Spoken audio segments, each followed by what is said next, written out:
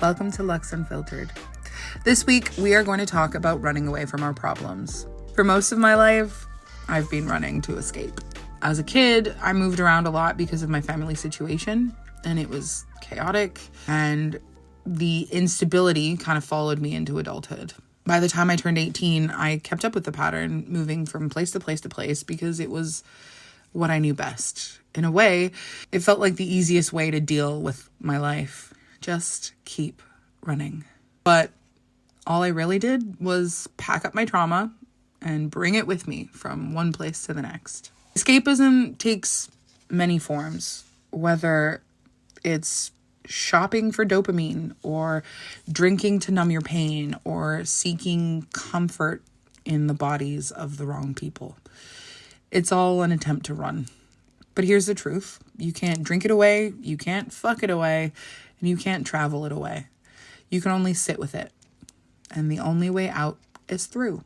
Growing up, moving was just a part of my life. We did it every 3 years. But when I hit 18, I kept moving. This time on my own terms, sure, but it was the only pattern I knew. So no matter where I went, my trauma followed. It wasn't until I finally settled in Liverpool at 25 that I started to understand this. It wasn't just about escaping an abusive household anymore. It just became a habit, a way of avoiding facing myself. The moving, the chaos, it was the comfortable distraction, I guess.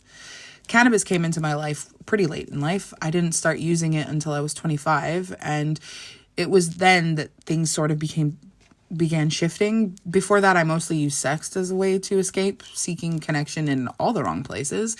But instead of connecting, I ended up disconnected from my mind and my body. Hypersexualization sort of gives you a false sense of control because the only sex that I had known up until then was pretty violent and non-consensual, and hypersexuality kind of felt like a way that I could take back control. It became my proof of worth, a way that I got to convince myself that I was lovable or deserving of connection and in control.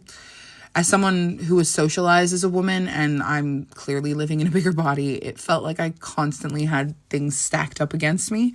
So I made it my mission to prove that I could fuck the hottest men, the hottest women, and have them be obsessed with my body and with fucking me.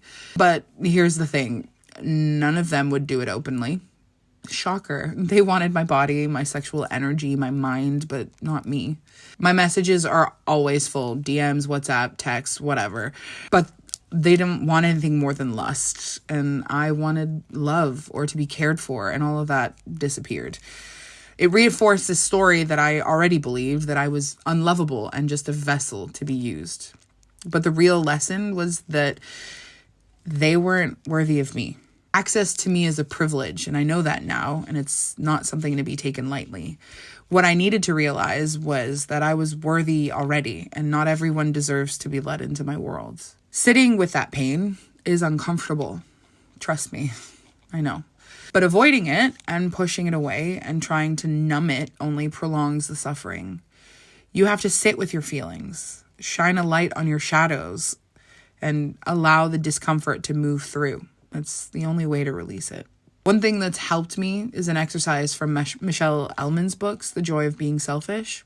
She suggested finding something that already makes you cry, like a movie or a song, but instead of focusing on that, focus on your body where that emotion sits within you.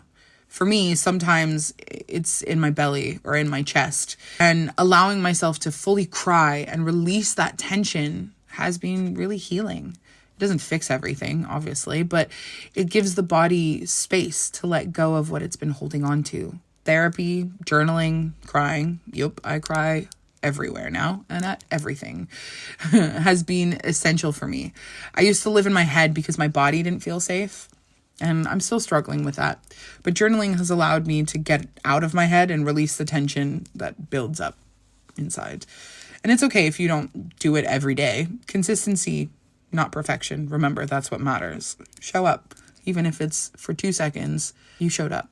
And I know what it's like to be deeply angry, like angry at the world for not giving you the care that you deserved, or angry at yourself for believing you weren't worth more. And It's really okay to feel that anger, but you can't stay there forever. Anger is an overarching emotion. You got to go deeper. Part of healing is holding space for the versions of yourself, the ones that were lost, the ones who were scared, the ones who did the best that they could with what they had. And now you have the chance to care for all of those people in a way that they never were before.